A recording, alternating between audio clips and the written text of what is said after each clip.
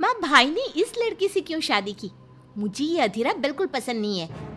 बेटी अब क्या कर सकते हैं, मैं भी तुम्हारे भाई की शादी इस लड़की से नहीं कराना चाहती थी, लेकिन समर्थ की जिद के आगे मुझे झुकना ही पड़ा। समर्थ ने अपनी पसंद की लड़की अधीरा से शादी की है, लेकिन उसकी माँ मंजू और बहन सौम्या को अधीरा बिल्कुल पसंद नहीं है। समर्थ की माँ ने तो अपने बेटे के प्यार के आगे अपना सर झुका लिया और दोनों की शादी करवा दी, लेकिन सौम्या ने अभी तक हथियार नहीं डाले थे। वो अभी भी अपनी भाभी को घर से निकालने की हर मुमकिन कोशिश कर रही है। बहू, ओ बहू, आज चाय मिलेगी या नहीं? लाई माँ जी। एक तो समर्थ भी न जाने कहाँ से इस लड़की को पकड़ कर ले आया है। हर काम ऐसे करती है मानो हाथों में मेहंदी लगी हो। लीजिए माँ जी चाय। अच्छा तो ले आई तू चाय। मुझे तो लगा था कि तू सुबह की चाय दोपहर के खाने के बाद देगी। माँ जी, दूध वाला लेट आया था, इसलिए चाय बनाने में लेट हो गई। इतने में सौम्या वहाँ आ जाती है। माँ, मैं अपनी सहेली देविका से मिलने जा रही हूँ, शाम को आऊँगी। सौम्या, मैंने तुम्हारे लिए नाश्ता बना दिया है, पहले नाश्ता कर लो फिर चली जाना। मुझे आपके हाथ का बेस्वाद खाना नहीं खाना। मेरी सहेली देविका बहुत अच्छा खाना बनाती है, मैं उसके यहाँ खा लूँगी। ओके माँ, बाय, मैं चलती हूँ। सौम्या के जाने के बाद मंजू अपनी बहू पर चिल्लाते हुए कहती है, बहू, तूने इतनी बुरी चाय बनाई है, इससे अच्छा तो तू जहर पिला देती, कम से कम वो मीठा तो होता। अगर मेरे बस में होता तो चाय की जगह जहर ही दे देती।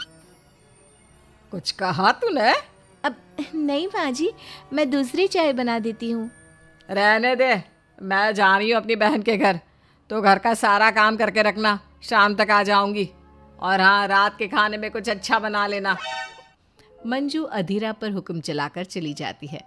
अधीरा बड़बड़ाती हुई किचन में जा रही होती है कि तभी समर्थ वहाँ आ जाता है। अधीरा, नाश्ता लाओ जल्दी से, ऑफिस के लिए देर हो रही है। क्या करोगे नाश्ता करके? किसी को भी मेरे हाथ से बना खाना पसंद नहीं आता, आप भी बाहर ही कर लेना नाश्ता। लगता है माँ और सौम्या ने फिर तुमसे कुछ कहा है, तभी तुम्हारा मूड इतना खराब है। तुम माँ और सौम्या की बातों का बुरा मत माना करो। मैंने माँ के खिलाफ जाकर शादी की है ना, इसलिए वो तुमसे कुछ उखड़ी उखड़ी रहती है। लेकिन मुझे पता है, जिस तरह तुमने मेरा दिल जीत लिया, उसी तरह तुम माँ और सौम्या का दिल भी जीत लोगी। बातें बनाना कोई आपसे सीखे। अब आपको ऑफिस के लिए देर नहीं हो रही? हो तो रही है, लेकिन सोच रहा हूँ सौम्या और माँ घर पर नहीं है, तुम दिन भर अकेली घर में क्या करोगी? मैं आज ऑफिस की छुट्टी कर ही लेता हूँ। नहीं नहीं नहीं, मैं घर में अकेली रह सकती हूँ, आप ऑफिस जाओ। चलो जाओ और अपना काम करो। समर्थ ऑफिस चला जाता है और शाम को जब सभी घर आते हैं, अधीरा सबके लिए बड़े प्यार से खाना तैयार करके रखती है। सौम्या सबसे पहले किचन में जाती है। अरे वाह, खाने की तो बहुत अच्छी खुशबू आ रही है, लेकिन मुझे इस खाने का मजा किरकिरा करना ही होगा। सौम्या खाने के अंदर बहुत सारी हल्दी डालकर चली जाती है। उसके बाद अधीरा सबके लिए खाना लगाती है, लेकिन किसी को भी खाना अच्छा नहीं लगता। छी भाभी, कितना बुरा खाना बनाया है। इससे अच्छा तो आप हमें मना ही कर देती कि आप खाना बनाएंगी ही नहीं, तो हम बाहर से ही कुछ अच्छा खाकर आ जाते। कम से कम हमारे मुंह का स्वाद तो नहीं बिगड़ता।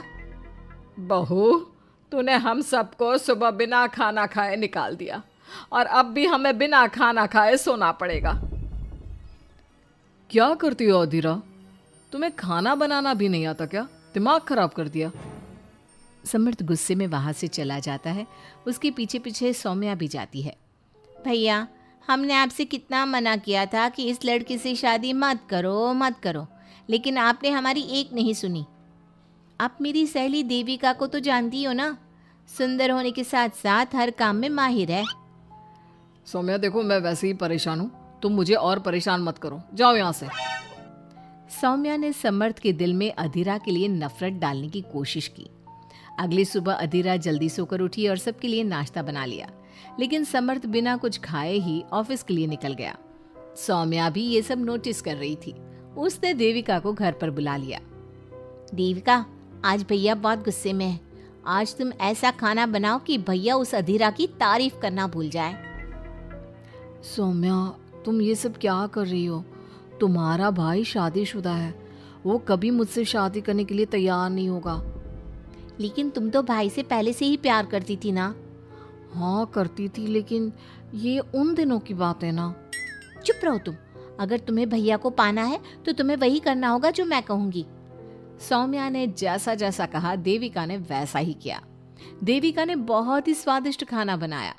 शाम को सभी लोग इकट्ठा हुए और सबने एक साथ मिलकर खाना खाया।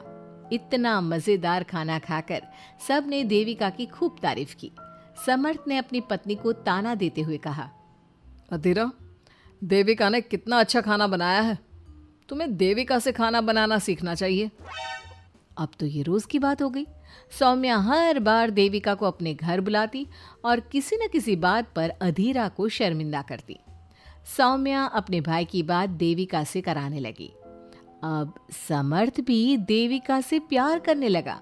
सौम्या ने अपने भाई से कहा, भैया आपको देविका पसंद है ना? अरे तुम ये क्यों पूछ रही हो? क्योंकि मैं चाहती हूँ कि आप देविका से शादी कर लो। अरे सौम्या, ये मुमकिन नहीं है, क्योंकि देविका मुझसे शादी करने के लिए कभी तैयार नहीं होगी और अधीरा भी इस रिश्ते से खुश नहीं होगी। आप देविका की चिंता मत करो, उससे मैं बात कर लूंगी। आप बस अधीरा भाभी को समझा दो। सौम्या की बात सुनकर समर्थ अधीरा के पास जाता है। वो उससे अपनी और देविका की शादी की बात करता है। अधीरा, मैं देविका से शादी करना चाहता हूँ।